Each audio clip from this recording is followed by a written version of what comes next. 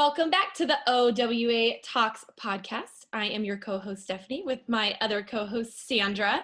And this month we have another fabulous guest, and it's Dr. Jennifer Stewart, who is a partner at Norwalk Eye Care. Welcome, Jennifer. Thank you so much for having me. So let's start out. We always start out, kind of introduce yourself and tell us a little bit about your background. So I am a partner at a 4-doctor practice in Norwalk, Connecticut called Norwalk Eye Care.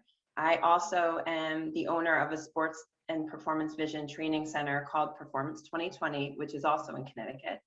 I am a consultant as well. I just launched a new website called OD Perspectives, where I do consulting, speaking, practice management, mentoring, writing, kind of everything that you can have in the industry. I've been really thankful to all the opportunities I've had in optometry, and this is a great place to showcase that and to see who else I can help.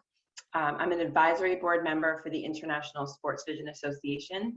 I am also now an adjunct assistant professor at the New England College of Optometry, which I am super excited about, and I'm looking forward to speaking to the students about sports and performance vision in just a few weeks. So you are definitely busy. So thank you so much for taking the time to be with us today.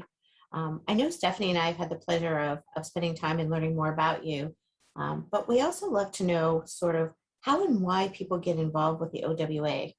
Can you share some of your journey with us? I think I've just been fortunate throughout the years in my career to have been introduced to so many fantastic women in the field, and not just in optometry. And I was really excited to join the OWA to meet other women in the optical world. And through my work with Cooper Vision and Xyloware over the years as a consultant, I feel like I get to peek behind the curtain of how companies run and their mission and what they're doing to make optometrists better. So I feel very fortunate that I've been involved at different levels of that. So joining the OWA was another way for me to get involved in the optical industry and to really broaden my horizons and my reach and just meet new people and meet new mentors and hopefully become a mentor to some of the women in the industry, not just in optometry, but in the whole optical field. So you are a very active member of the OWA and part of the membership committee for the OWA. One of the targets for the membership committee right now is to look for ways to engage more optometric students. Why is that an important project for you? I wish I had joined the OWA as a first-year student in optometry school.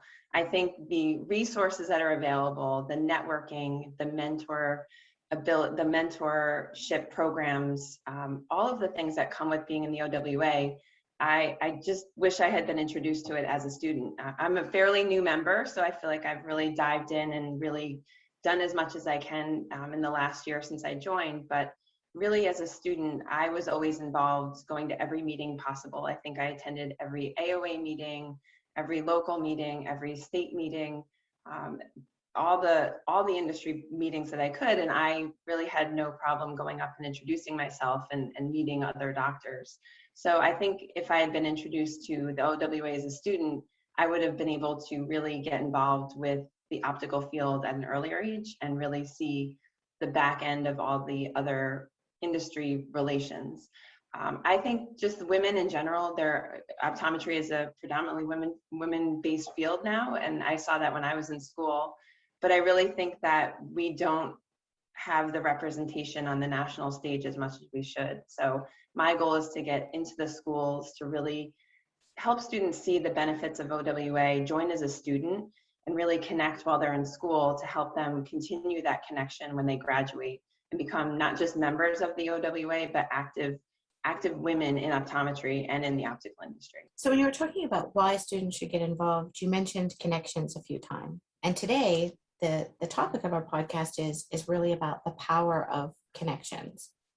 So when you think about connections, can you give us an idea of what that means to you? Because obviously there's a long list of things that you do. So clearly connections are something that you really excel at. Whenever I speak to a student about being involved in optometry, what I always say is I've never applied for a job.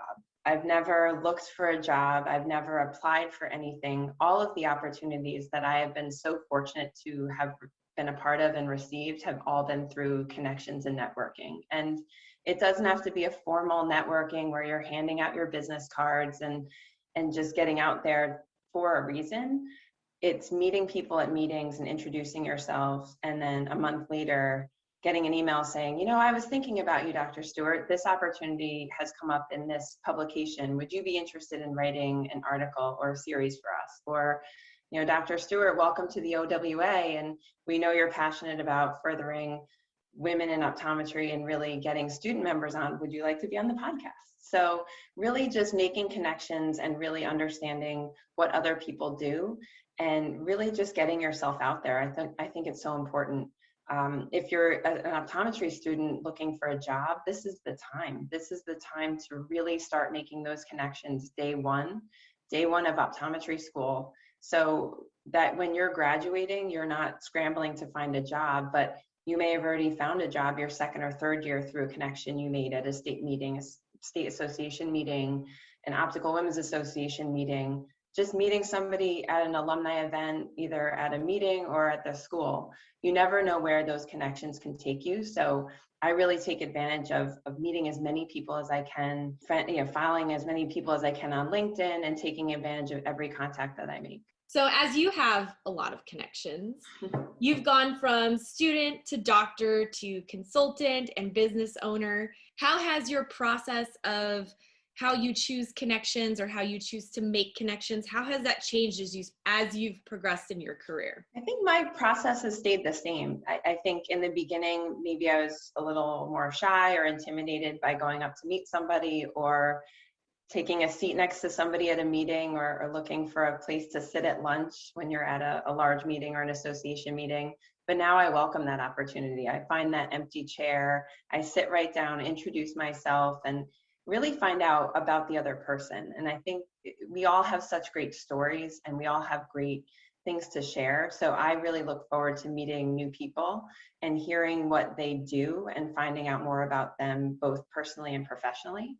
So I think it's probably that I've just matured and become more confident in those situations where in optometry school, you know, we probably went in as a group and we're a little nervous to talk to other people. But now I feel like I'm on the other side, and I look for that person who might look a little shy or a little intimidated or uncomfortable. And I make sure I'm the first person to go up to them and introduce myself and really try to get them comfortable. I take that empty seat at a table. I'll sit by myself and have no problem, and hope that the most interesting person in the room sits down next to me and I start a conversation. I always make sure my phone is away. So if I'm sitting at a meeting or I'm sitting at lunch in an in-person event, I'm not sitting staring at my phone, because I think we look unapproachable and we look like we are not really looking to make those connections. And for me, I just never know who's going to take the seat next to me, what relationship I'm going to form with that person, and where it's going to go. I've also been fortunate, just through my work on podcasts and blogs and writing, that somebody will introduce me and say, you know, Jen, I think you should meet this person. And the next thing I know, I've created this great relationship with somebody through a connection from another person. And then another person will say, I want you to meet this person. So it's amazing how my network has grown. My speaking availability has been great. I've been on some really cool podcasts from just some connections I've made outside the industry, which is really fun. I don't think that would have happened without having some great connections. I love the tip of putting your phone away, because I think that's one of the things that we're all probably guilty of, having it out too much. And you're right. People don't start up a conversation because they don't want to bother you. But last year we did a podcast on social networking during the pandemic, and purposeful outreach was being done to really help others during that time. And our guest, Holly Rush, talked about how she cultivated those meaningful connections when it was difficult to see people face to face. How do you see connections developing today as the world is moving more towards those in-person events? So Holly Rush is actually a connection I made through a connection, and she has turned into a wonderful mentor for me. And she is, I think, the pinnacle for me of women in optical. And again, this is somebody who I probably would have never met or maybe been introduced to, but a connection said, you know, Jen, I have somebody I really want you to meet and connect with. And Holly has just been wonderful to me to guide me and really help me figure out what I want in my career. So right there, that's a wonderful way to connect, and I'm thankful for all of her guidance. I think it's been a great transition. I know the pandemic has been very challenging for many people and challenging on so many levels, but I've really enjoyed the connections I've made with the way that we're connecting through social media or remote presentations. I'm the member director for IDOC. I'm our local member director, so I host in-person dinners for my local IDOC members. And with the pandemic, we haven't had an in-person dinner in close to 2 years. So we opened those meetings up virtually to the entire state. And for me, it's been a wonderful opportunity to meet and network with optometrists that I know their names through our state association, but I've probably never met in person, because even though Connecticut is a small state, I am at one end of the state and they might be at the farthest end, and we might be 2.5 hours apart. So we would have never attended a Wednesday night dinner together. But this has given us the opportunity to meet every 2 or 3 months and really collaborate and talk about our practices and talk about the state of optometry in Connecticut. It's led me to get more involved in the state association as well, because I can do it virtually at this point. I think as a mom of 2 young boys and a practice owner and somebody who has many, many different obligations, for me, the silver lining of this has been the opportunities that I've been able to do while I'm sitting at home and not having to miss out on family time or leave my practice. So I think it's important for us to still make sure that we are making those connections, but I think this has opened that up to allow us to connect with so many more people that we would have done in person. So I think a lot of us wish there were just more hours in the day, that we all have so much more to do than we have time for, especially you. How do you determine which connections to place time and energy on developing to maximize the benefit for you and your connections? So I think I've been fortunate to get to the point where people are asking me to do a lot more, which is something that I was looking forward to and something that I was expecting. But when it happens, you really have to make the time to do things that you're passionate about.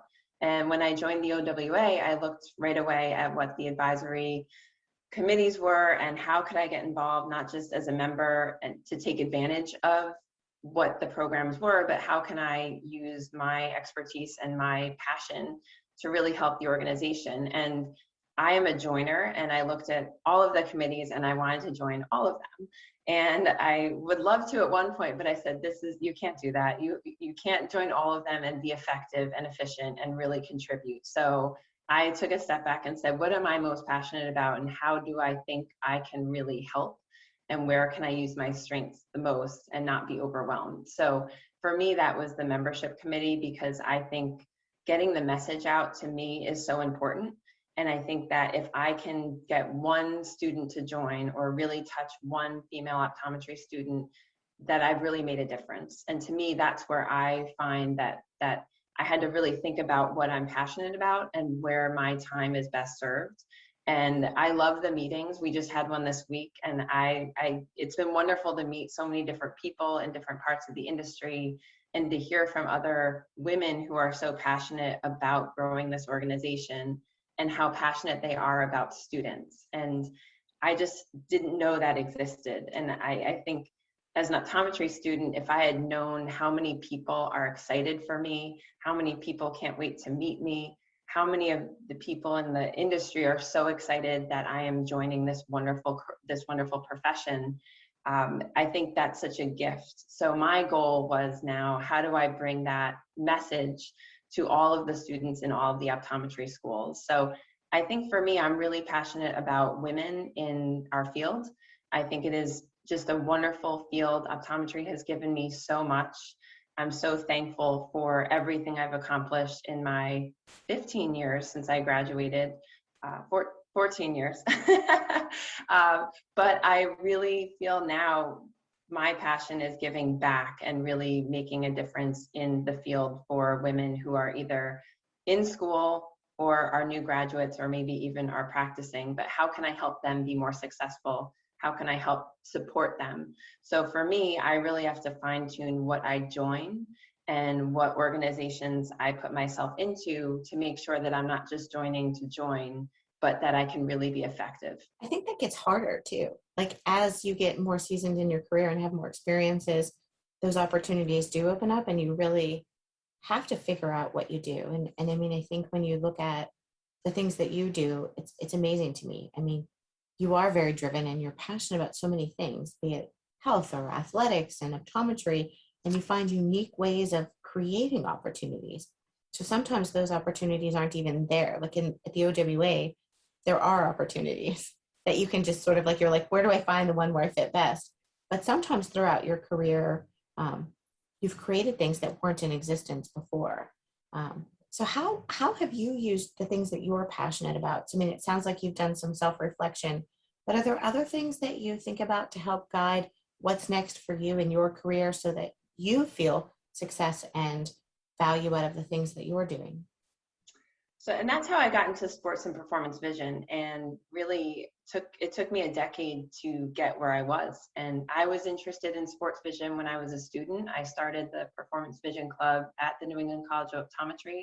So I've always been a part of sports and performance vision, but it took me a decade to actually get going on that once I graduated. So I think there's so much emphasis placed on doing everything all at once, and really it takes time.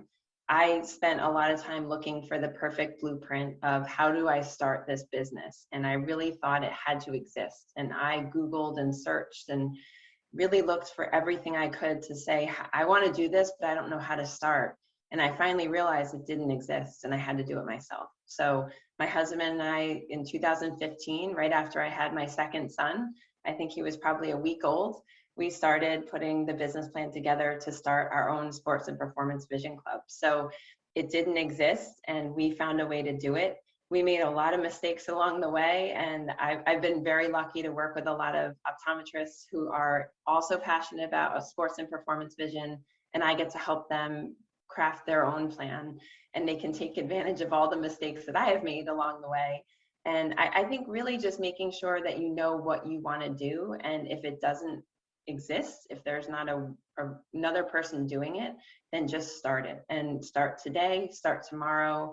Don't worry about what other people think. Don't worry about failure. If you have a reason to do something and you really believe in it and you want to do it, there's no way you're not going to succeed. And same thing with speaking. I years ago thought it would be really fun to be a speaker and to speak for a contact lens company. I had no public speaking training at all. I was terrified of standing up in front of a crowd.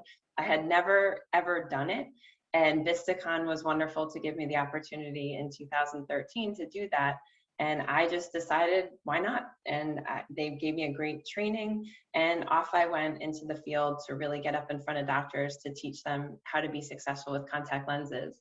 I'm thankful to Cooper Vision now, who has taken me on and kind of gives me opportunities to create content and ideas for all of the practitioners in eye care. And some of these things don't exist, and I just figured out a way to figure out what I want to do. And again, you're right, there's only 24 hours in a day, so you have to really fine tune and think about what you actually want to do.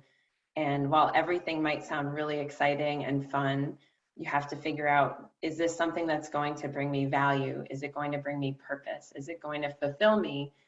When things aren't going as well as I'd like, or something doesn't go right, or there is failure, do I give up, or do I just figure out another way to be successful? So I think with anything, whether it's sports vision or opening a cold practice, getting into another type of eye care, getting out there to speak, people message me a lot and say, how do you do this? How did you get involved? And again, it goes back to connections, and really just making connections and getting out there and letting people know what you want to do, and let them know how you can help them and what you're looking to do. And I think the rest just comes. It just takes hard work. It takes perseverance. It takes time. But I really have had a wonderful career so far, and I look forward to the next X years of however long the rest of my career is. And it's just really actually been over the last 5 years, I'd say, that this has all really taken off. But it's exciting and fun, and I enjoy every bit of what I'm doing, whether it's consulting with companies to create new products,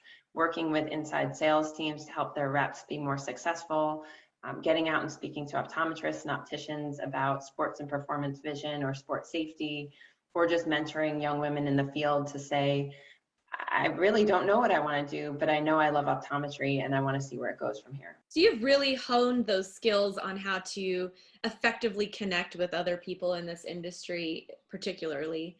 What kind of advice would you have for somebody who's new to the industry or just getting into optometry school? What advice do you have on how to enhance their connection skills? I'd say first one, again, is put down your phone. I mean, when I was in optometry school, I'm dating myself, but I don't even remember that I had a cell phone, so that didn't affect me then. But be visible, be outgoing, go to everything you can go to. When I was in optometry school, I went to every alumni event. I will say most of the time it was to get a free dinner, but that's okay. The schools know that, but show up. Just show up and be present. Make sure your professors know you. Introduce yourself. Do extra things. I did a summer research project at NECO. I knew I didn't want to do research as a profession, but it exposed me to a whole nother group of people. It gave me a lot of new connections. I was able to attend another meeting and present a poster. And it was very uncomfortable for me. It was nothing that is in my wheelhouse, but I learned a lot. And it really gave me opportunities to see what other parts of optometry were out there. I attended every single optometry meeting there was, and I know that's a little challenging right now for students with the current landscape, but I applied for every scholarship I could, for travel scholarships to get the funding to go to these meetings. I volunteered at the AOA meetings in their booth. Optometrists love students, and they love to see active students. They love to see students at events. They love to see students at alumni events as well.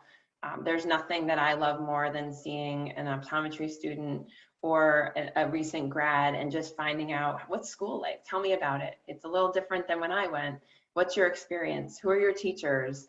Tell me what you're learning. So don't be afraid of us. If you're a student, don't be afraid of us optometrists. We are not scary, and we really want to hear from you, and we really want to meet you. And you never know where those opportunities will take you. I feel like when I was a third year, I had multiple job offers at meetings, business cards handed to me saying, when you graduate, if you want to move to Maine, Vermont, New Hampshire, Massachusetts, you call me. And these are real connections that you can make as a student that might turn out to be a real job opportunity. Optometrists are looking, and it's very hard sometimes to find a new graduate or an optometrist to join our practices. So we might start looking at schools to find opportunities to make a connection with a student that might turn into a full-time job. So just show up to meetings, show up to events, show up to school, be very visible, know your professors, know the administration. I'm still very close with all of my professors from optometry school, and that has really helped me in my career, even though I graduated over a decade ago. When you're at events, make sure that you're not just there to grab and go.